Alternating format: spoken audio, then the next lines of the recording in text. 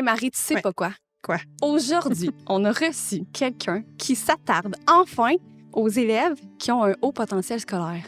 Oui, on a reçu Dany, qui est directeur des ressources pédagogiques dans un collège privé, qui sont en train de développer un programme justement pour répondre aux besoins des élèves avec un haut potentiel scolaire.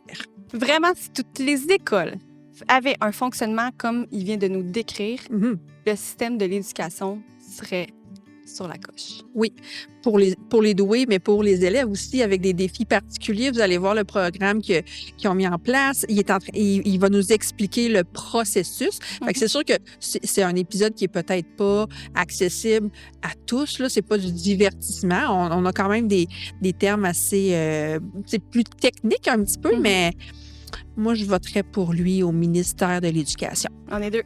Bon épisode!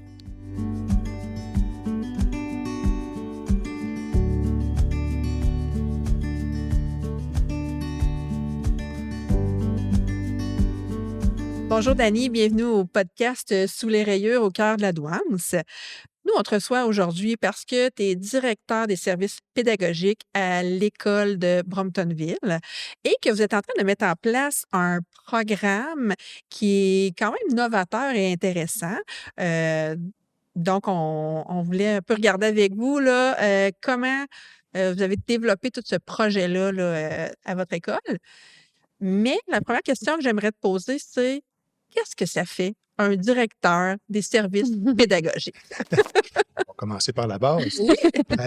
En fait, dans les écoles privées, c'est assez commun. Donc, il y a souvent un directeur général, là, parce que chaque école privée est vraiment complètement autonome. Donc, il y a une association qui s'appelle la FEEP, qui regroupe toutes les écoles privées, mais c'est plus un service conseil, on va dire, que pour d'organiser des services. Donc, on a un directeur général qui gère le côté administratif, finances, infrastructure et tout ça. Et on a un directeur des services pédagogiques et un directeur des services aux élèves. Donc, le directeur des services aux élèves, il va s'occuper de la vie étudiante, va s'occuper des enjeux de comportement, donc ce qu'on appelle la discipline dans le bon vieux temps, donc le code de vie, toute la gestion des conséquences et tout ça. Mais on trouve important à l'école d'avoir quelqu'un qui s'occupe du volet pédagogique, on pourrait dire à temps plein. Donc, moi, le volet pédagogique, ça comprend quoi? Ça comprend, bon, évidemment, tout ce qui est organisation scolaire, les horaires, la gestion des groupes et tout ça, les programmes. Ça comprend évidemment l'accompagnement pédagogique des enseignants. Donc, les consulter, décider avec eux des grandes orientations pédagogiques.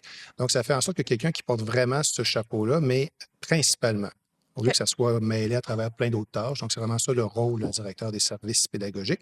Moi, en début d'année, je rencontre des élèves, là, souvent, là, soit en première secondaire, quand ils arrivent, puis je leur dis toujours, tu sais, il y a le mot service, puis il y a le mot pédagogique. Ça veut dire que mon rôle à moi, c'est de m'assurer que vous ayez accès à toutes les ressources pour réussir dans l'école. Fait que c'est comme ça que je vulgarise pour eux. Ça permet de mieux comprendre c'est quoi mon rôle ici à l'école. OK, super. Fait que, dans le fond, comment c'est arrivé? Pourquoi tu viens nous parler à un podcast qui parle de douance? Oui, en fait, ça fait à peu près. En fait, la première idée que j'ai eue, c'est il y a 7 ans, quand j'étais enseignant à l'école, mais c'était comme plus une idée générale, c'était pas très précis encore.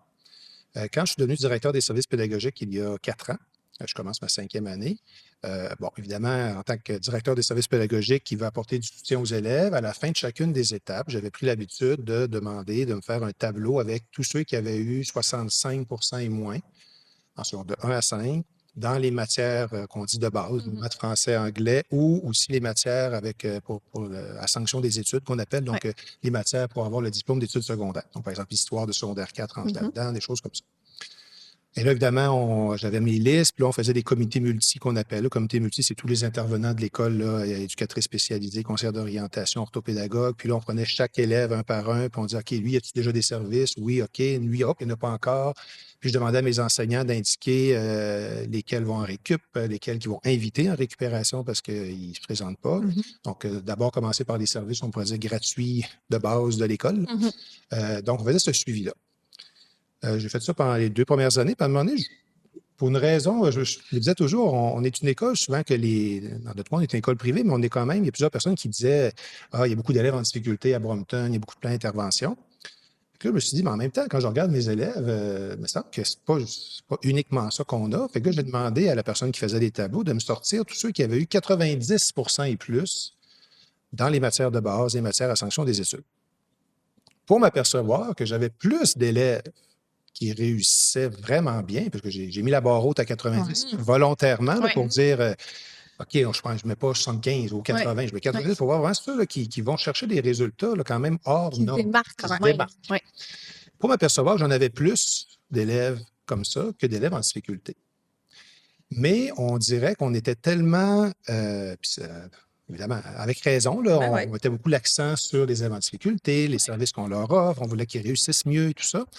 Que là, ça a commencé au début, tu sais, je faisais la liste, puis il y avait des élèves, des fois, qui étaient 90 et plus dans les 3 matières, en 4e secondaire, et dans les 4 matières, histoire, sciences, maths, dans les 5 matières, maths, français, anglais, sciences, histoire. Je dis là, ça va quand même bien, là, mais est-ce que cet élève-là, on y offre des services en quelque part? Oui, il va bien. Ce sont des élèves aussi qui étaient peu problématiques au niveau du comportement, donc ils ne ressortaient ni du côté du service des élèves, ni du côté dans mes rencontres de comité multi. Puis là, tranquillement, on s'est dit, OK, bien là, j'ai commencé à en parler à mes enseignants, puis à dire, quand je voyais passer des petites formations sur la douance, de dire à des enseignants dessus qui voudraient y aller. Fait qu'il y a quelques volontaires qui ont commencé à vouloir y aller. Mais on s'est aperçu tranquillement que c'est ça, à un moment donné, c'est des élèves qui ont aussi des besoins. Puis nous, à l'école, on avait depuis 7 ans, 8 ans à peu près, on a un programme qui s'appelle SR+. SR+, c'est pour des élèves en difficulté qui font du ralentissement scolaire. Donc, ils ne doublent pas. Ils vont faire un secondaire 1 et 2 en 3 ans. Donc, on décélère la cadence. La première année, là, on révise la 6e année, surtout dans les matières de base. On commence la première secondaire. Le but, c'est vraiment de leur soit c'est des élèves qui arrivent, qui n'ont pas confiance en eux, qui se disent pas bon. Fait que là, on rebâtit cette confiance-là dans un petit groupe à 15. Donc plus facile d'avoir des ressources. Puis avec un enseignant qui est en adaptation scolaire. Donc, on ne fait pas de modification des attentes, mais on décélère le contenu pour arriver à aller rejoindre leur rythme. Puis après ça, le but en 3e secondaire, c'est de reprendre le régulier, de retourner. Fait que c'est comme s'ils faisaient leur secondaire 5 en 6 ans. Exactement. Donc, c'est un secondaire en 6 ans. Fait que là, ça va bien depuis plusieurs années. On a beaucoup de demandes. On est une des rares écoles à offrir ça. J'avais jamais entendu ça. Il y en a quelques-uns au Québec. On n'est pas la seule, mais quand même, c'est pas très fréquent. Là. Réseau public, privé confondu. Même le réseau public, c'est pas très fréquent. Mais parce que l'image qu'on a d'une école privée, c'est OK, mais c'est l'élite. Puis c'est de la performance. Ben oui, c'est ça. Là. On n'a pas en tête une école privée qui a un programme particulier pour les élèves avec des défis, donc des apprentissages. Fait que c'est pour ça que ce programme-là, on était très fiers. Et puis, on avait nos programmes qu'on disait réguliers. Donc, on a Acti+, on a toujours Acti+, nous, c'est notre parc. Là. Donc, on avait SR+, pour les élèves en difficulté. On avait Acti+, pour les élèves qui voulaient... Le but, c'est pas de faire du sport intensif parce qu'on y croit plus ou moins. Nous autres, on est plus dans le mode, on veut leur faire découvrir toutes sortes d'activités physiques pour qu'ils puissent découvrir différents sports et différentes bonnes habitudes de vie. Trouver un intérêt aussi, peut-être, dans tout ça. Donc, chaque année, ils explorent plein de sports, du yoga chaud, au soccer, à la voile. Ils vont vraiment toutes sortes d'activités. C'est vraiment le but, là, c'est de découvrir sur 3 ans, secondaire 1 à 3. On a le programme Explore Plus qui est nouveau qui commence cette année en 2025, donc qui a commencé. Donc, on a un groupe. En fait, ça, c'est notre programme, on pourrait dire, de base. Il n'y a pas de frais supplémentaires, mais l'objectif, c'est de faire 2 fois par étape, de faire découvrir à des élèves d'aller un peu plus loin dans différentes dimensions. Donc, on fait, par exemple, il y a un projet que ça peut être d'aller plus loin en sciences, faire un terrarium. On a des grands terrains. Nous, à l'école, on n'est pas au centre-ville, là, on est plus en banlieue un petit peu. Donc, d'aller faire un méga terrarium à l'extérieur puis découvrir des choses de la nature. Ça peut être d'aller voir une pièce de théâtre, ça peut être d'aller faire un sport. Donc, c'est vraiment, on appelle ça des explorations, c'est ça que Explore Plus, 2 fois par étape. C'est pas juste en sciences, là, ils explorent plein de domaines différents. Tous les domaines de connaissances. Notre objectif, on va voir si on va y arriver, mais sur 3 ans, ce qui est exploré dans presque tous les domaines. Artistique, scientifique, mathématiques, langue, éducation physique à la santé, culture, citoyenneté québécoise. Vraiment qui est exploré différents aspects, mais pas des choses nécessairement qui sont dans le programme, mais pour aller un petit peu plus loin puis leur ouvrir les horizons un petit peu. Et puis, en plus, à l'adolescence, sont à l'époque où je suis qui, j'ai besoin de mieux me connaître, j'ai besoin d'apprendre à découvrir des nouvelles choses. Fait que, tu sais, je pense que... Les aider à développer leur personnalité, leur identité. Oui, parce qu'on s'apercevait on l'appelait avant ça notre groupe régulier. C'était pas très sexy comme nom. Sauf qu'on s'est aperçu qu'on faisait beaucoup plus de sorties que la plupart de toutes les écoles. Ouais. On a notre propre flotte d'autobus à l'école, fait que ça, c'est sûr que ça facilite des choses donc pour le transport scolaire, mais aussi durant le jour pour aller faire des sorties. Donc, ce qu'on s'est aperçu, c'est qu'on en faisait beaucoup, fait qu'on l'a juste structuré pour montrer ce qui se faisait déjà. Mais par contre, Actipus et Explore Plus, ça, c'est du secondaire. C'est un secondaire en 5 ans. On n'accélère pas, on ne décélère pas, mais on fait le rythme régulier. Puis là, en réfléchissant toujours, là, je reviens à mon point de départ, en réfléchissant à mes élèves qui ont 90 et plus, puis en me mettant à lire sur ça, j'ai découvert, je me suis formé un petit peu par mes lectures et tout ça, puis j'ai découvert que dans le fond, il y avait comme 3 caractéristiques principales, ou pas caractéristiques, mais trois manières de répondre à leurs besoins. Donc, c'était souvent de les regrouper, de leur permettre de vivre ensemble des activités, parce que de se retrouver avec des gens qui sont aussi passionnés qu'eux dans peut-être autre chose, mais qu'ils ne se font pas regarder de travers parce que quelqu'un parle de sa passion pour le Moyen-Âge. Bon. Alors, il y avait ça. Il y avait le côté d'accélérer, d'aller plus vite, pour permettre à leur enlever un peu le sentiment des fois qu'ils perdent leur temps, que c'est long, tout ça. Puis, de créer un enrichissement. Puis là, je me suis lancé le défi d'essayer de faire un programme qui regroupait ces 3 dimensions-là. Parce qu'il y a des programmes qui existent, mais des fois, c'est pas toujours ces 3 dimensions-là qui sont offertes.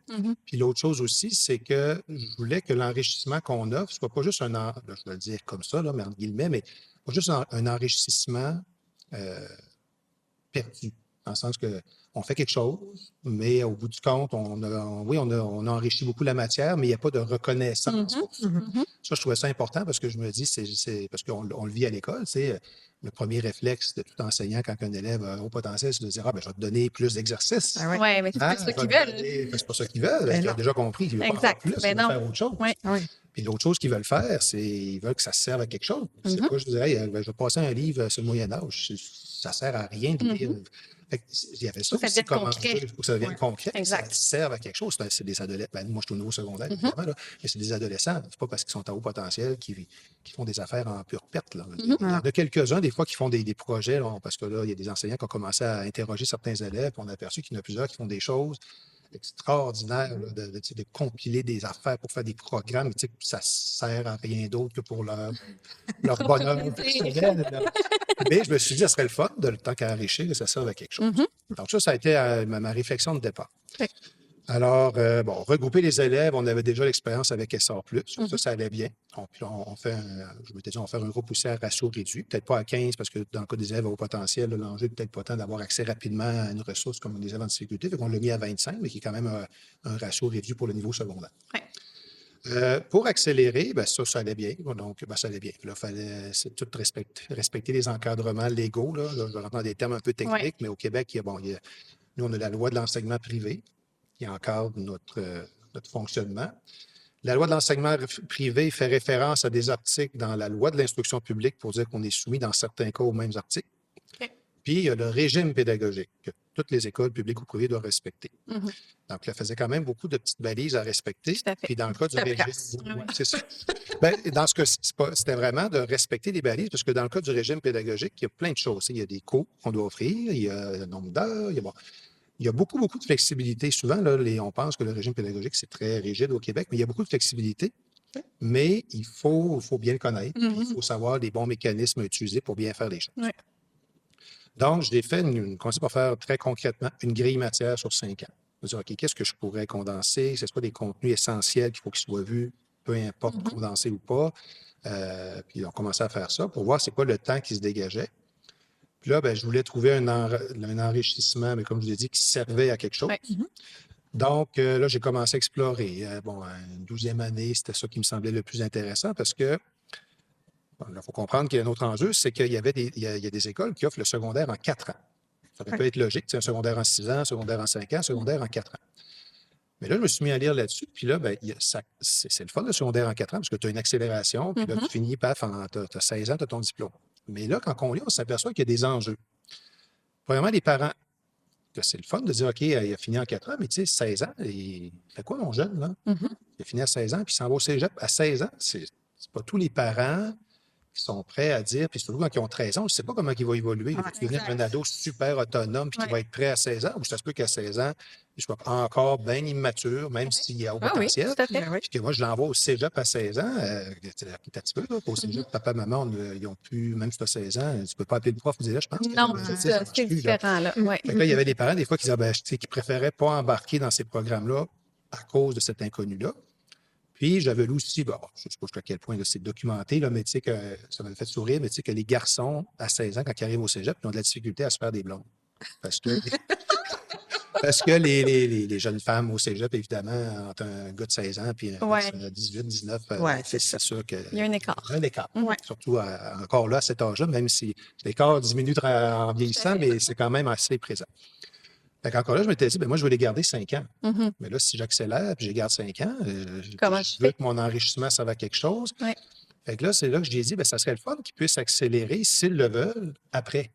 Dans le fond, ils passent 5 ans au secondaire, mais on leur donne des outils pour accélérer leur parcours scolaire.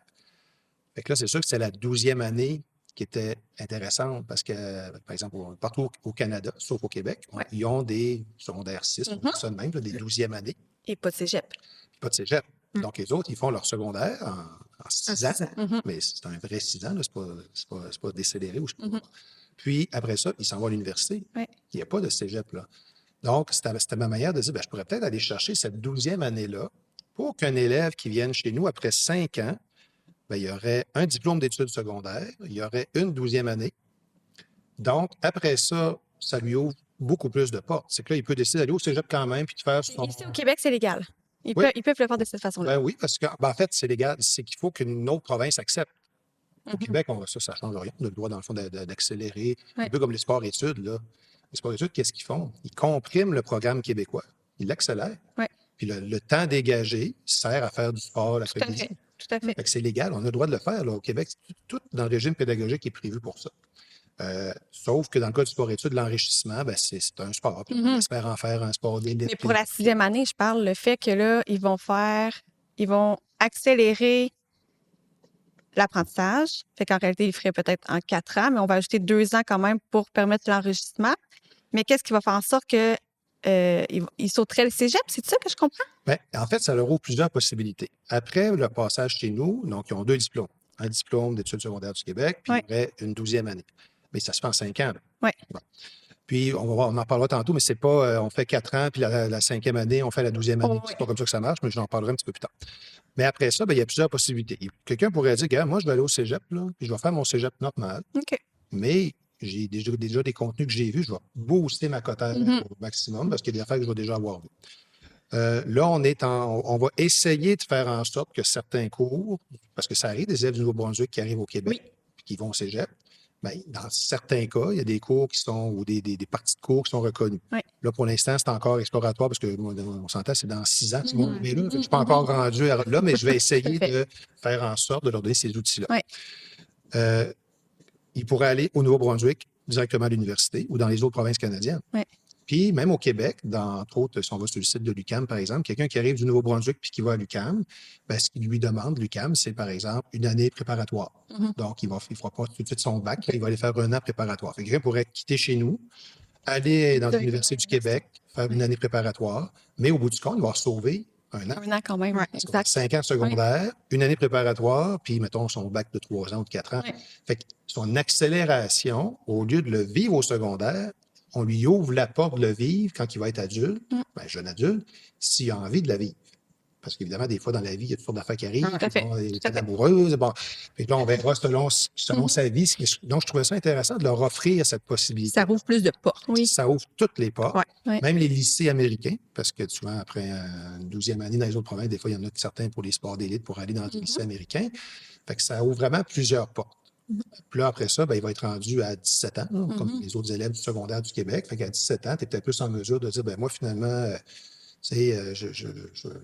pour toutes sortes d'enjeux, j'ai aimé ça, l'accélération, mais je me suis senti toujours un peu poussé. Là. J'ai le goût d'avoir 2 années plus. Je m'en vais au cégep. D'autres vont dire, non, moi, j'ai aimé ça, puis je me lance. Fait que je trouve que c'est un âge plus intéressant. Tout à fait. Pour prendre une décision. Par rapport à ça.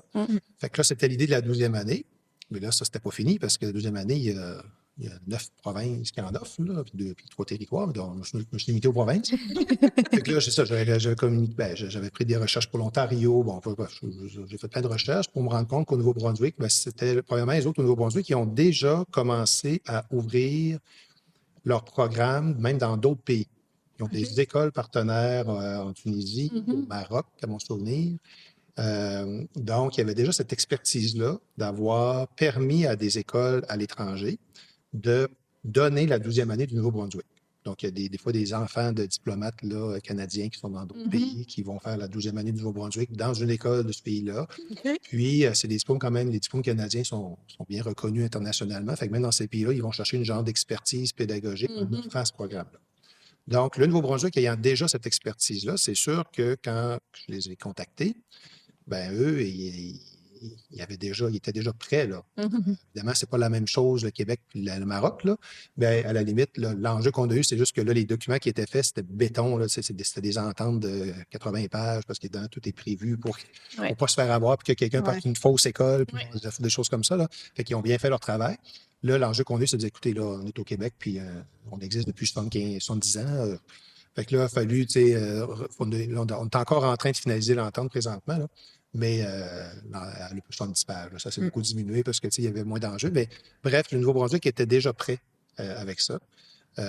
Donc, ça nous a permis d'avoir accès à une 12e année avec une province qui était déjà un peu expérimentée. OK. Bien là, au niveau de la paperasse, tout ça, les ententes, tu sais, c'est une étape.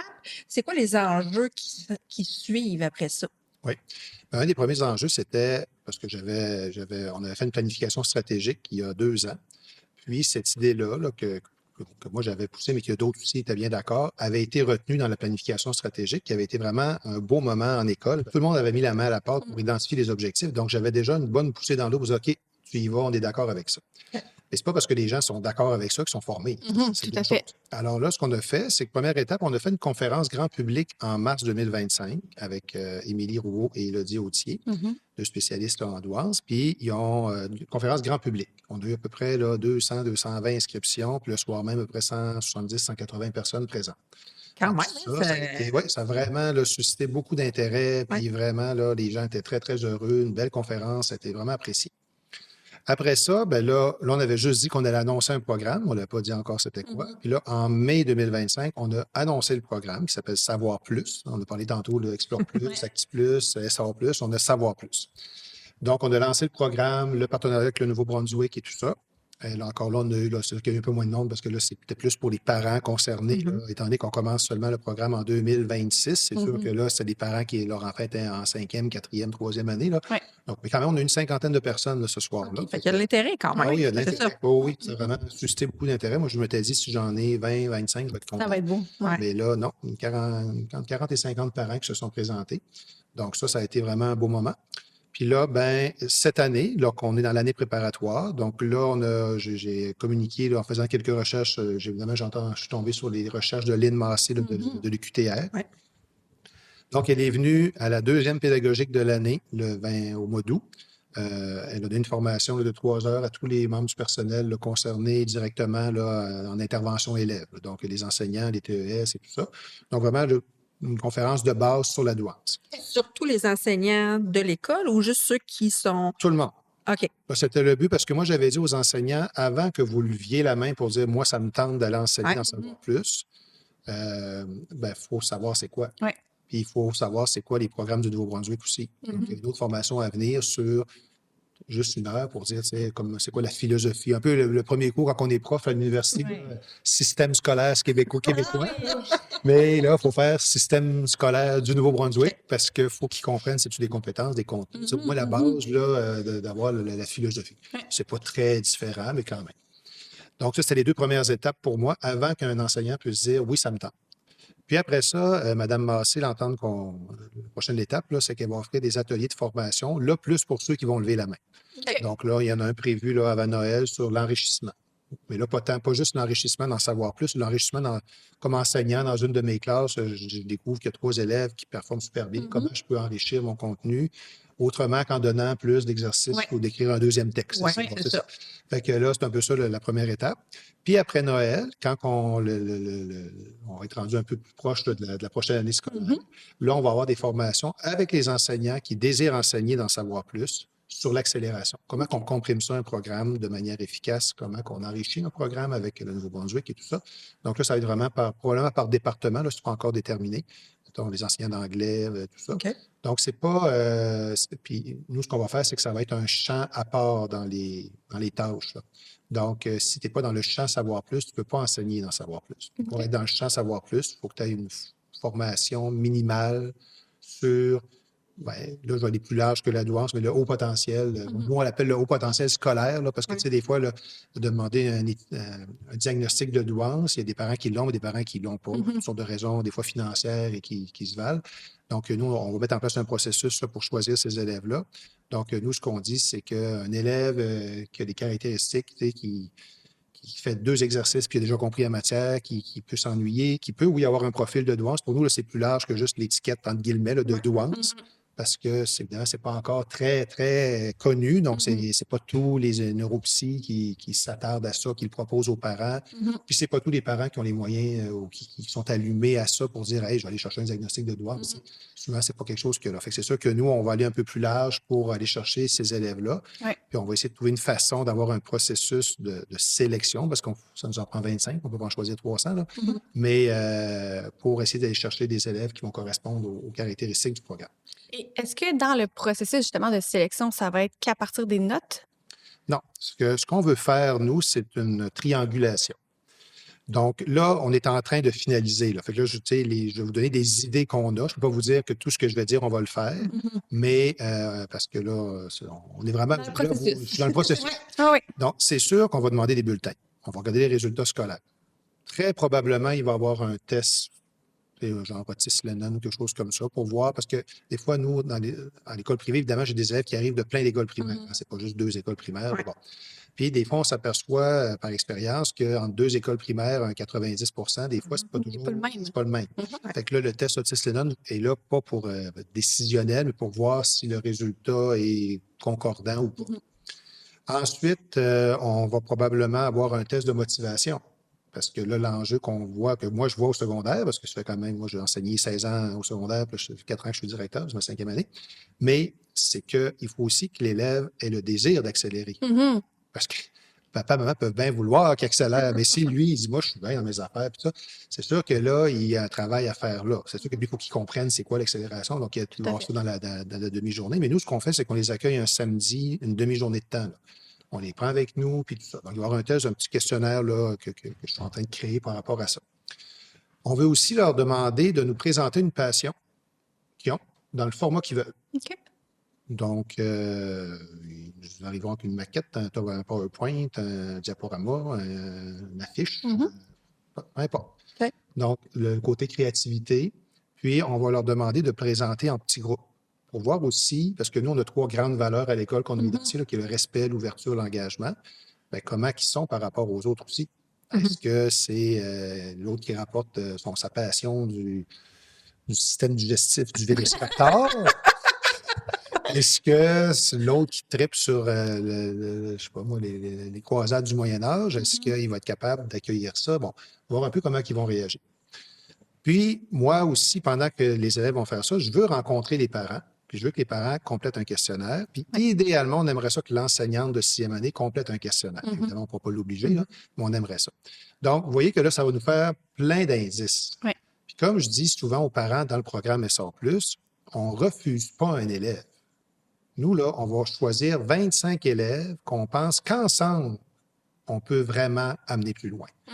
Puis, des fois, ça se peut que votre enfant il aurait postulé une année plus tard, puis dans l'autre groupe, il aurait été accepté, mais que là, cette année-là, Fait que, parce que souvent les parents, je comprends, là, dans les écoles privées, ça fait un peu refuser mon enfant. Donc, c'est comme s'ils le prenaient pour un jugement uniquement sur ça. Là.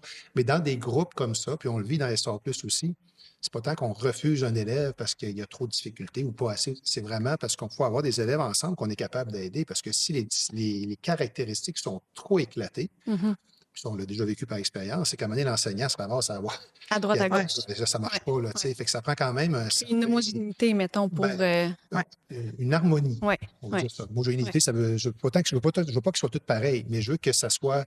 Qu'on soit capable d'harmoniser toutes ces différences. Donc, Mais sinon, c'est bon pour personne.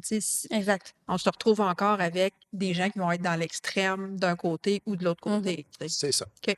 Donc, puis en plus, ces tests-là, mettons de motivation, puis tout ça, vont pouvoir nous aider quand ils vont arriver. Parce que nous, on n'ouvre pas les 5 années là, en 2026. Là. OK. On ouvre la première année du secondaire. On y a une étape à la fois. Ouais. Les premières années, en 2026, 25 élèves en première secondaire. 2027, la cohorte s'en va en deuxième secondaire. On ouvre, bon, tranquillement, sur 5 ans, on va avoir nos 5 années. OK. Puis, ce qu'on a mis en place aussi, c'est qu'on sait que ces élèves-là, au début, c'est sûr que c'est le fun de se retrouver avec tout du monde qui ont des passions. Puis bon. Mais ils vont se retrouver dans une réalité que pour plusieurs n'ont pas souvent vécu, c'est qu'ils ne seront plus nécessairement le meilleur de la classe. Fait que là, il faut aussi prévoir ça. Ouais. Donc, ce qu'on a mis en place, c'est que 2 fois par année, il va y avoir un plan d'action qui va être mis en place. Je ne l'ai pas appelé plan d'intervention parce que ces plans d'intervention, c'est plus associé. Mais dans certains cas, ça pourrait être un plan d'intervention aussi. Là. Mais je l'ai appelé plan d'action parce que c'est peut-être pas tant des outils numériques, puis des tiers-temps, puis des affaires comme ça. Là. Mais peu importe le terme, là, 2 fois par année où les parents vont être rencontrés avec leur enfant, puis un enseignant, parce qu'au secondaire, il n'y a pas juste un enseignant de base, là, mais un enseignant que ça va être dans sa tâche de bien connaître les élèves, de trouver, d'identifier les besoins, pour que les parents entendent un peu ce qui se passe à l'école. C'est-à-dire, là, on s'aperçoit que, il est en mode un peu recul parce qu'il ne veut pas vivre d'échec. Sa stratégie à lui, c'est finalement de ne pas rien faire ou de ou d'éviter des situations. Bon. Fait que, bref, ou à l'inverse, il est vraiment motivé, mais là, lui, le problème, c'est que lui, c'est l'astrophysique, sa passion, puis il n'y a pas de cours d'astrophysique en secondaire, puis il n'est pas capable de décrocher. Là, puis il fait comprendre que lui, l'astrophysique, ça viendra peut-être un petit peu plus tard, mais là, pour l'instant, c'est pas ça en première secondaire. Un des exemples. Ou encore que ça va super bien, mais il y a une anxiété qui est présente, qu'il faut travailler. Donc, on va faire un plan d'action avec les parents 2 fois par année. Donc, pendant les 5 ans. Fait que les parents vont avoir leur mot à dire et tout ça. Puis l'autre affaire aussi qu'on a mis en place, c'est que 2 fois dans le parcours, à la fin, pas à la fin, mais à la 2e année, puis à la 4e année, il va y avoir un cours qui va s'appeler Projet Passion, où là, ils vont pouvoir, l'élève qui tripe astrophysique, là, il y aura des périodes allouées pour faire son projet, un peu comme on appelait projet intégrateur dans certaines écoles, faire, là. Donc, à la fin, il y a comme une foire, un peu comme une expo science, mais c'est pas juste des sciences, là, où chacun présente sa passion et tout ça. Donc, on va le mettre en place avec eux pour leur donner un espace, puis trouver des mentors à l'université, au cégep, peu importe, dans la société civile, pour les accompagner là-dedans, vraiment, puis les pousser là, avec pour juste un mentor qui aime ça un peu, là, mais c'est quelqu'un qui peut vraiment les aider. Donc, on a mis en place des choses pour répondre le plus possible à leurs besoins, puis aller chercher puis répondre à leurs besoins, puis aussi identifier assez rapidement les enjeux qu'ils vont rencontrer. Parce que, comme je le disais tantôt, c'est des adolescents, puis c'est rare qu'à l'adolescence, on ne rencontre pas un enjeu ou l'autre. Même en difficulté régulier ou douance ou accélérée, tout le monde rencontre des enjeux. Sauf que dans ce cas-ci, on met en place des choses pour essayer de les détecter le plus possible, là, rapidement. Qu'est-ce qui fait en sorte que la motivation derrière ce projet-là, de s'attarder vraiment à ces enfants-là qui sont dans le 10 à la hausse, mettons, comme on a dit tantôt, on a tendance à s'occuper des enfants qui ont des difficultés d'apprentissage. Qu'est-ce qui fait que là, on s'est dit, il faut les prendre en charge, ces enfants-là aussi? Bien, je pense qu'à l'école, on a toujours eu notre mission, là, la mission que lors de la dernière planification stratégique, on ne l'a même pas modifiée. Moi, depuis que je suis à l'école, c'est cette mission-là là, qui nous vient de nos fondateurs et tout ça à l'école. C'est vraiment le développement intégral de tous nos élèves. Il y a toujours eu un souci à l'école de dire, OK, mais il y a des difficultés, on va l'accepter. Il est performant, on va l'accepter. Puis on va essayer de répondre le plus possible puis le développer au mieux qu'on peut. C'est pour ça qu'on a une variété de programmes. On n'est pas une école qui se sont spécialisées dans justement le sport-études avec Oui, on en a. On en a là, avec ActiPlus. C'est pas un Mhm. sport-études, mais comme je dis, nous, on croit plus au fait que les élèves, les ados, pour leur bon développement, c'est pas tant qu'ils doivent s'enligner dans un seul sport, mais qu'ils doivent explorer, ils doivent Mhm. découvrir la santé à travers tout ça. Mhm. Donc, je pense qu'il y a comme un souci de base qui a toujours été là. Puis c'est ça. Pourquoi? Ben, je pense que notre expertise, curieusement, avec les élèves en difficulté comme école privée, nous a amené à se rendre compte que, ben, on a développé des réflexes, je pense. Parce que Mhm. le programme SR+ fait ça aussi, là, 2 fois par année, les parents sont rencontrés, Mhm. révision du plan d'intervention, il y a un portfolio qui présente pour chaque matière de base, il y en a en haut dans chacune des grilles d'évaluation de Ouais. compétences 1, compétence 2 en maths, en français. Donc, c'est vraiment très, très clair pour les parents. Mhm. Puis, depuis qu'on fait ça, bien évidemment, les parents, c'est beaucoup plus facile pour eux de comprendre c'est quoi l'enjeu de mon enfant au niveau de Ouais. sa difficulté. Mais là, je me suis dit, ben, dans le fond, voyez-vous, c'est le même principe avec un élève à haut potentiel. Mhm. C'est que oui, peut-être que j'aurais pas besoin de présenter un portfolio sur ses compétences en maths parce que ça risque de bien aller, Ouais. mais peut-être qu'il va y avoir d'autres compétences socio-émotionnelles Ouais. ou peut-être dans d'autres matières. Ça se peut que lui, il a tellement investi en maths parce que c'est sa passion, mais qu'en français, il y a des grandes C'est difficultés. difficile. Fait Ouais. que, mais là, il va être accéléré partout. Fait qu'il va falloir là, bon. Donc, c'est Ouais. tout ça qui va créer des enjeux, mais en même temps, qui va être passionnant pour ces élèves-là, là, Mhm. puis qui va enfin leur donner un Des défis. niveau de défi Ouais. qui correspond à leur capacité.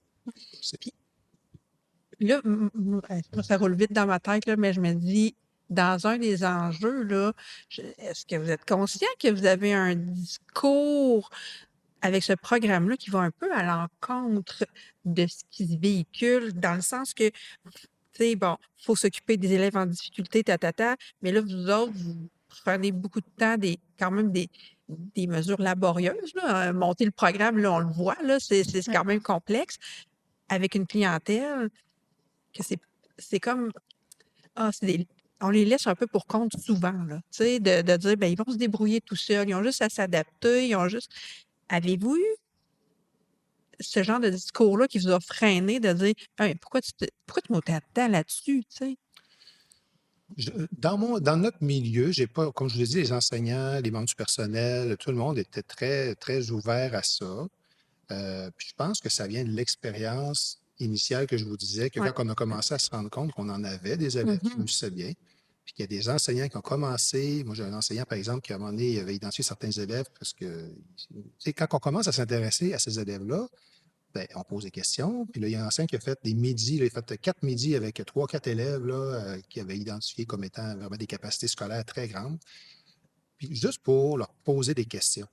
OK. Tu sais, puis là, c'est là qu'il a découvert qu'un de ces élèves-là faisait là, tu sais, de la programmation à la maison, passait des heures là, à faire des affaires vraiment très poussées, là, Mhm. juste pour le plaisir. Puis là, Mhm.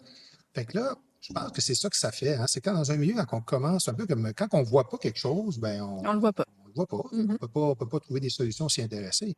C'est un peu comme les gens de ma génération, là, quand on était à l'école secondaire, l'intimidation, puis tout ça. On dirait que c'était une affaire entre les jeunes, là. Mhm. Le milieu scolaire, c'est comme si ça ne voyait pas ça. Mhm. Dans le les cas extrêmes, là, tu sais, Ouais. maintenant, tu sais, on s'est aperçu que ça existait, puis il y a des élèves qui en souffraient. Puis là, on a mis en place beaucoup plus de mesures pour soutenir, en tout cas dénoncer, essayer d'éduquer Mhm. plus et tout ça. Mhm. Parce qu'on s'est mis à, à voir la situation. Là, dans le cas des élèves à haut potentiel, je pense que encore là, la culture des données, de prendre nos données d'école, de dire, hey, on en a, qu'est-ce qu'on fait pour eux, qu'est-ce qu'on leur offre et tout ça.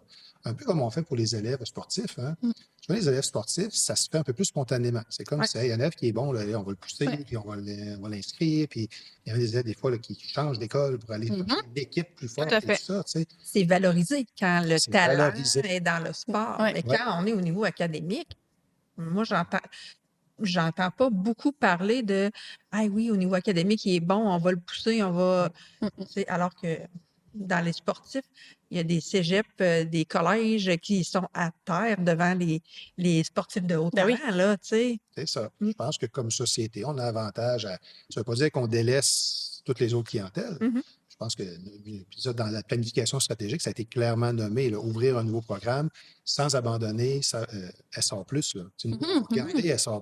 Le but, c'est pas de. On trouve ça important comme école de répondre aux besoins de tous les types d'élèves. Mhm. Donc, autant ceux qui ont des difficultés, ceux qui ont envie de faire du sport, ceux qui sont au régulier puis que ça va bien puis qui sont heureux là-dedans, Mhm. puis ceux qui ont besoin d'aller plus vite puis d'enrichissement. Là, je pense, puis nous, en même temps, on croyait que ça permettait d'avoir une offre vraiment complète au niveau éducatif Mhm. pour les élèves qui viennent chez nous.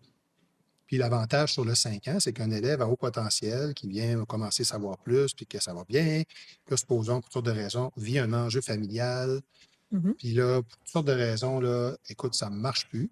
Bien, comme il est 5 ans chez nous, il peut retourner au régulier. Ouais. Parce qu'il n'y a pas, en secondaire en 4 ans, c'est qu'à un moment donné, ça devient dur. Ben, c'est sûr que là, il va arriver au régulier, puis il y a des choses qu'il va avoir déjà vues un petit peu au début, Mhm. là. Mhm. Mais tu sais, au moins, il va être du même niveau qui est supposé être rendu. Mhm. Fait que Fait ça ne que fermera pas de porte ça, si jamais il arrive Ouais. un enjeu un enjeu, particulier. puis là, il est pogné dans un programme, mettons, qui est très, très fermé. Dans le cas chez nous, ça va permettre ça. Puis à l'inverse aussi, un élève que les parents, mettons, n'auraient jamais pu identifier, puis que nous, à l'interne, on dit, hey, écoute, ça se peut-tu que ça t'intéresserait? Puis l'élève, ben, oui, parce qu'on en a des fois à l'école cette année là, que je me dis, mon Dieu, ces élèves-là, s'il avait eu savoir plus, là, Mhm. il aurait embarqué, Il c'est était sûr. heureux. Ben, on pourrait faire un pont durant l'été. C'est sûr que là, ils vont être en retard par rapport à ce qui passe, mais on fait des ponts durant l'été pour les maths. Là, hein. Mhm. Quand il arrive dans Mhm. le maths de base, qui va faire ses maths fortes, on fait des ponts. Ben, on pourrait faire, c'est chose avec sur mesure, là, Mhm. un Ouais. pont pour que cet élève-là intègre savoir plus. Donc, un élève aurait quitté puis que j'ai une place de libre ou deux, ben, on Mhm. pourrait aussi. Fait que je trouve que ça permet une Mhm. flexibilité qu'on voit déjà que notre programme SR+, après SR+, Ouais. il y en a qui s'en vont dans les classes régulières, il y en a qui sont dans notre programme Perso+, qui est une classe à ratio réduit à 20 élèves en secondaire 3 et 4. Donc, c'est du régulier, mais à ratio réduit, donc c'est une petite étape de plus. Bon, bref. Donc, on le voit, il y a une mobilité, puis je pense que comme système éducatif, c'est intéressant que les élèves puissent avoir accès à ça, Mais clairement. puis qu'ils puissent avoir accès au rythme auquel ils ont besoin en fonction des événements de la vie. Parce que tu Mhm. as bien beau être élève doué, mais si tes parents, tu perds un de tes parents, puis un perd son travail, puis, Mhm. à un moment donné, là, il y a des enjeux qui vont faire probablement que l'accélération, ça sera peut-être plus le Ouais, principal exactement. besoin. Là, Non, tu c'est sais. ça. Fait que ça permet ça aussi. Donc, c'est un peu ça l'objectif qu'on avait là-dedans. Puis si on regarde, tu sais, on a parlé tantôt un petit peu des critères tu sais, d'admission. Souvent, quand on a des élèves doués qui n'ont pas réponse à leurs besoins, par exemple dans le milieu scolaire, se retrouvent avec tu sais, des bulletins désastreux, se Mhm. retrouvent avec des déscolarisations, des troubles, tu sais, avec l'étiquette troubles de comportement, mais avoir des manifestations comportementales aussi. Est-ce que ces élèves-là, qui pourraient bénéficier de votre programme, parce que quand on change d'environnement, le comportement peut changer du tout au tout. Est-ce que vous avez eu une pensée pour ces élèves-là? Y a-t-il des choses qui peuvent être faites? Oui. C'est sûr qu'au niveau secondaire, moi, je pourrais dire, il faut, parce que je l'ai vécu quand j'étais enseignant, là. Tu sais, des fois, comme parent, on peut se dire, hey, s'il y avait telle affaire qui lui serait offerte, tout changerait.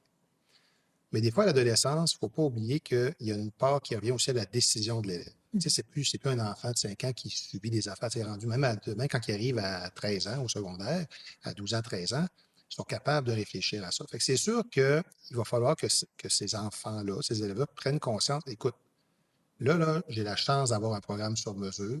Est-ce que je suis prêt à embarquer pour vrai? Mhm. Puis, c'est sûr l'activité d'admission va servir à ça aussi. Mhm. C'est sûr que s'il arrive, puis il est respectueux avec les autres, incapable de s'intégrer, puis qu'il dit haut et fort qu'il ne veut pas être là, ben, peut-être qu'il n'est pas encore rendu là. Ouais. Mhm. Ou Ouais. peut-être que les patterns qu'il a développés, là, excusez l'anglicisme, que C'est les clair. patterns, Ouais, ouais. Tout à c'est ce qu'on fait. va dire en Tout à français. fait. Les patterns qu'ils ont développés sont vraiment bien ancrés. Puis là, tu sais, je peux même fier à la parole, dire, ah, c'est sûr que ça va tout changer. Mais là, moi, là, on va voir l'ensemble. Comme je dis, l'avantage qu'on a, c'est qu'on va l'avoir vu en action avec les autres. On va Mhm. avoir vu sa passion, on va avoir vu ses résultats scolaires, on va avoir vu son résultat aussi au test SALSAT, qui devrait aussi nous dire quelque chose, là, parce que, Mhm. bon. Puis, ils font questionnaire de motivation, ce que l'enseignant de sixième année nous dit, ce que les parents, tu sais, tout ça va être tenu en compte. Mhm. Mais c'est sûr que moi, je ne peux pas avoir sur mes 25 élèves des troubles de comportement majeurs. Là. Puis il faut Mhm. avoir quelqu'un qui arrive là et qui ne fait rien. À un moment donné, ça ne marche pas. Là, tu sais. Ouais. Fait que, Mais pour moi, c'est différent. C'est quelqu'un qui a des troubles de comportement, tu sais, mettons, depuis longtemps, tout ça, versus quelqu'un qui a des manifestations comportementales parce que le milieu ne Ne lui répond pas à ses correspond pas. besoins. Fait que, tu sais, c'est pour ça que j'ai expliqué comme un peu. ben, on va être sensible à ça. Tu Mhm. sais, les parents vont pouvoir probablement nous l'écrire. Là. Mhm. Vous allez voir dans le bulletin que c'est écrit, je ne sais pas moi, dérangeant en classe ou des choses comme ça. Mais on a réalisé que c'est cette année-là. Puis si vous regardez le bulletin, à la limite, qui nous envoie le bulletin, mettons, Mhm. troisième année, regardez, c'était parfait. Bon, tu sais. Mhm. Mhm. Fait que, tu sais, on va être ouvert à ça. Puis il faut par contre que l'enfant réalise que, regarde, là, tu as une chance d'avoir un milieu pour toi, mais là, il faut que Faut que tu embarques dedans. tu embarques. Ouais. Parce que c'est ça le secondaire. Puis des fois, il y a certains parents qui pensent que, tu sais, que tout dépend du milieu. Là. Mais rendu à 12, 13 ans, à un moment donné, il y a une part aussi qui revient, puis plus on vieillit, plus que c'est vrai encore. Aussi à la médiation des écoutes, là, j'ai la chance d'avoir accès à ce programme-là, il faut que j'embarque. Là. Fait que, mais oui, on va tenter, on est ouvert à ça, mais c'est sûr que nous, parce que tu sais, c'est pas une classe d'adaptation scolaire, là, c'est une classe à haut potentiel scolaire qui va aller vite, qui va offrir une double diplomation. Fait qu'on on n'aura pas de temps à perdre, à gérer, ben même pour ces élèves-là. Là. Les autres élèves n'accepteront pas que l'autre soit toujours en train de résister, de chialer, de Désorganisé. se désorganiser, tout ça. Fait que ça, c'est sûr qu'on ne pourra pas. Puis c'est pas parce que. Puis ça, tu sais, je dis toujours ça aux parents, puis je vais leur redire. Mon but là, avec ce programme-là, c'est pas d'offrir un programme qui répond à tous les besoins de tous les élèves à haut potentiel. Tu sais, c'est triste, là. J'aimerais ça d'avoir une baguette magique puis dire, je vais trouver le programme, mais ça ne sera pas ça. Ça va être un programme où on va choisir 25 élèves qu'on pense qu'ils sont capables d'accélérer, d'aller chercher une double diplomation, de bien le vivre, en gros, là. Bon, avec des enjeux intéressants, là. Mais puis de les emmener jusqu'au bout, là, puis leur faire vivre une réussite, parce que c'est pas mieux non plus si. Non, C'est ça. on est dans les Fait que c'est chiffres. pour ça, mais on va être sensible à tout ce que les parents vont nous dire. C'est pour ça qu'on fait ça. Là. Le questionnaire des parents, là, c'est pas juste une politesse là, pour dire écrivez vos affaires, mais on ne lira même pas. C'est pas ça. Là. Ouais. On va lire ce que les parents vont dire, on va lire ce que l'enseignante, s'il accepte de remplir, va dire. On va regarder les bulletins, les tests, le comportement qu'il y a eu. Puis on va se faire une tête avec tout ça. Fait que ça, c'est vraiment important. C'est pour ça qu'on le fait de même aussi, parce que l'objectif, c'est pas justement de dire on regarde juste les notes, puis on rencontre même pas l'élève, on dit ben lui, on le prend, lui, on le prend pas. Moi, je ne serais pas à l'aise de faire ça. Là. C'est trop à cause de toutes ces variables-là qui peuvent brouiller le tableau. Là. On va aller chercher le plus d'informations possible pour prendre les meilleures décisions en fonction de ce qu'on va demander. Oui, puis moi, je suis super sensible à ça parce que je le vois souvent dans ma clinique. Ben oui. Des gens qui, mettons, ça va pas bien toute l'année, ils retournent à l'école. Là, les parents me disent, hey, finalement, on va laisser faire le suivi, tu sais, tout va bien. Fait que le changement de milieu d'enseignante a comme guéri tout ça. Je vois l'inverse aussi. Tu sais, ça allait bien, puis là, tout d'un coup, oups, OK, il arrive des choses à l'école, tout ça. Donc, c'était plus dans cette optique-là, parce que moi, je vois ce besoin-là très important là, chez. Ouais, puis les parents pourront nous l'exprimer puis nous l'expliquer en fonction de. Tu sais, en théorie, si c'est ça qui s'est passé, c'est pas que c'est supposé être un comportement qui dure depuis maternelle. C'est quelque chose qui est apparu une année, en tout cas. Mais ça, on est dans le gris, hein, c'est sûr, on est dans le gris. Hein, puis tout processus de sélection, il n'y a jamais rien de parfait. Mais j'essaie de mettre en place des choses pour contrôler le plus possible et éviter d'avoir trop de biais. Ça. Puis, tu sais, c'est pour moi, c'est sûr, il va y avoir un comité de sélection. Moi, je ne prends pas la décision tout seul. Puis, tu sais, souvent, on se répartit les dossiers, chacun lit tout, nous fait une synthèse, puis on en discute. Puis, c'est comme ça qu'on prend, puis on les met, mettons, je sais pas, sans demande, on va mettre en ordre, de dire, OK, ben, je pense que c'est ces 25-là, mais s'il y en a qui, finalement, refusent pour d'autres raisons, ben, on va mettre ceux-là. Puis, tu sais, mais c'est pas un classement au sens où celui qu'on a trouvé le plus fin, puis c'est pas ça, là, c'est vraiment d'aller chercher, je reviens toujours à ça, 25 élèves à qui on peut offrir un bon service puis qui vont être capables d'amener à une double diplomation. Mais parce que tu l'as nommé tantôt, tu sais, l'effet de les regrouper ensemble, ça fait partie des facteurs de réussite aussi. Fait que faut qu'ils trouvent à peu près tout leur compte là, dans ça. Là. Fait que, c'est ça, exactement. Puis on va vivre le défi, on va vivre avec les parents. C'est sûr que les premières cohortes, c'est toujours ça, un nouveau programme. Ah oui, tout à fait. Justement, puis tout ça, mais en même temps, je pense que les parents, on ne se le cachera pas, mais au moins les balises sont claires. C'est vraiment de l'accélération qu'on fait, de l'enrichissement, puis du regroupement. On a les trois aspects, ça c'est clair, clair, clair. Puis l'enrichissement qu'ils font, c'est pas juste pour avoir un petit diplôme à la fin disant bravo, tu as eu, je sais pas moi, savoir plus, mais ça ne servira à rien, là, tu sais. Non, il va y avoir quelque chose de concret. Ben oui, exact. Puis, c'est ça. C'est vraiment génial. Juste de même, là, est-ce que vous êtes conscient que ce que vous mettez en place dans votre école, c'est quand même assez novateur? Est-ce qu'il te reste du temps à travers tous les programmes à monter pour recevoir des appels d'autres gens qui voudraient prendre exemple sur votre école? Ben oui, moi je suis dans le réseau de la FEP. À chaque année, on a des assemblées, là, qu'on appelle des assemblées de DSP, là, de directeurs des services pédagogiques. Écoute, Moi, c'est pas quelque chose que je fais en vase clos, là. Tu sais, mon but, c'est de contribuer le plus possible. D'ailleurs, je me suis inspiré, là. On a un collège, le collège de Champigny à Québec, qui offre le secondaire en 4 ans, puis qui font un excellent travail. Puis j'ai travaillé, pas j'ai travaillé, mais j'ai consulté, parce que c'est un collège qui a été fondé par la même communauté. Donc, c'est un collège privé on va dire, c'est notre cousin, ou notre OK. frère, ou notre soeur, ou on va dire. Donc, ils ont été super généreux. Fait que, tu sais, dans le réseau, moi, public-privé, moi, je serais ouvert. Mais tu sais, je suis pas un spécialiste de la douance, mais je commence à connaître le régime pédagogique, puis je commence à connaître les lois, puis je commence à connaître les encadrements, puis tout ça, là. Donc, ça, mais oui, oui, moi, mon but, c'est pas de faire une affaire juste parce que je veux garder cette recette-là, là.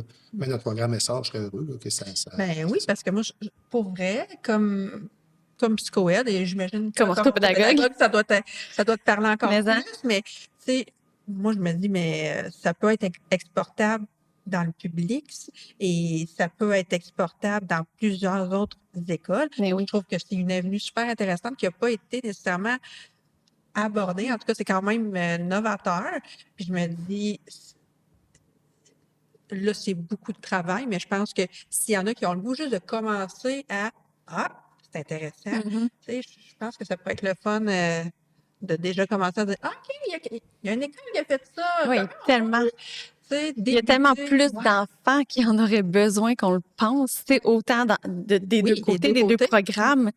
Puis moi, je me dis tout le temps, pourquoi pas copier les autres et voir ce que les autres ont fait pour nous faire mieux. Ouais. Tu sais, Oui, c'est puis d'apprendre des autres pour faire quelque chose. C'est un beau projet, là. Puis moi, le nombre d'enfants qui débarquent dans mon bureau puis qui sont complètement blasés, puis qui, eux, ils savent pas comment se raccrocher. Ils savent ni les enseignants, ni ils se sentent pas compris, ils sentent pas on les prend en considération et ils s'ennuient complètement. Mais de l'ennui, c'est longtemps, là. Donc, s'il y avait plus de programmes comme ça ou s'il y avait plus de classes, à la limite, tu sais, Ouais. fait sous ce type de projet-là, ce serait tellement merveilleux. oui, puis ça permet de mettre l'accent sur le rythme d'apprentissage. Parce que des fois, ce que j'ai observé aussi, c'est que, bon, des fois, le réflexe ou le vieux réflexe, c'est de dire, bon, on va faire doubler. Mais faire doubler, ce qu'on fait, c'est que oui, on prend un an de plus, mais on prend un an de plus pour refaire ce qu'on a fait. Ouais. Donc, on ne décélère pas. Ben oui, on décélère, mais on décélère en faisant.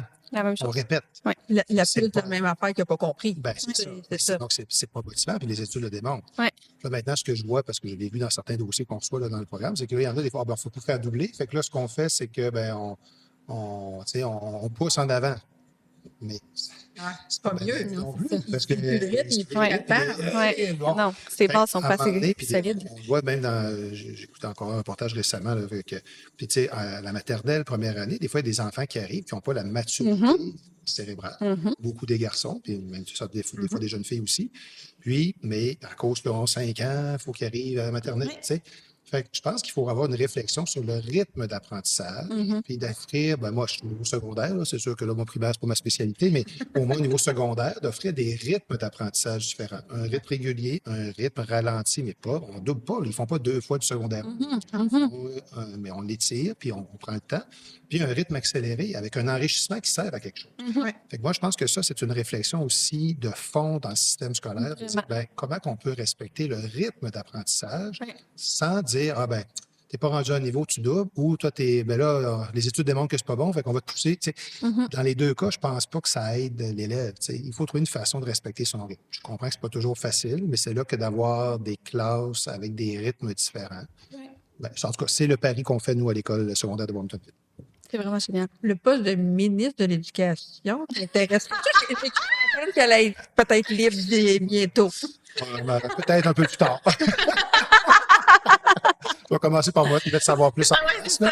Je l'ai pour 6 ans, là, avec cette année, là, mettons, la préparation, mais on verra. Mais non, je ne suis pas rendu encore.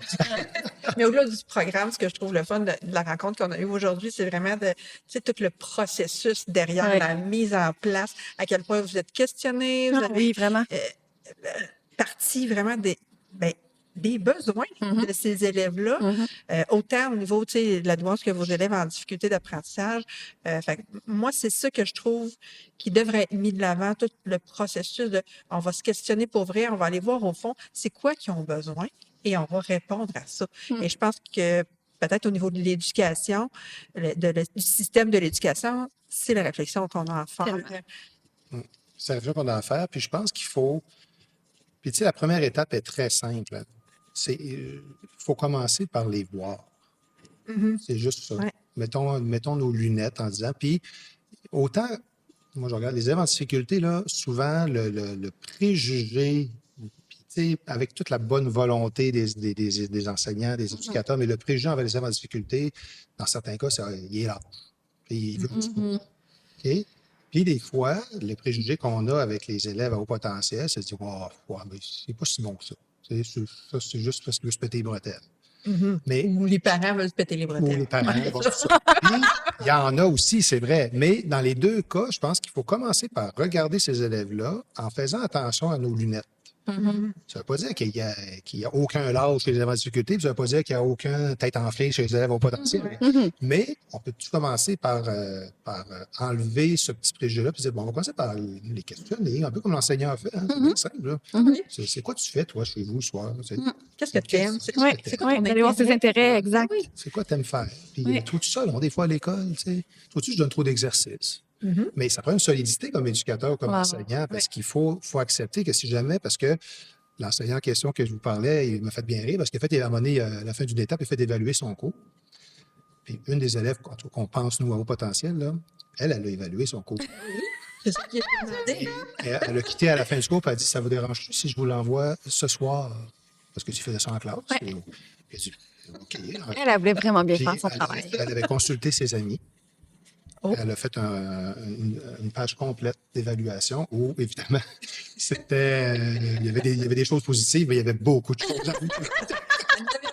Des choses. Mais c'est sûr, comme enseignant, si l'enseignant en question, évidemment, il a presque 30 ans d'expérience, il Il est solide. fait qu'il n'a pas pris ça comme une attaque personnelle. Ouais, c'est Fait que- ça. Puis là, ça l'a questionné. Puis là, c'est là qu'il a commencé à y parler.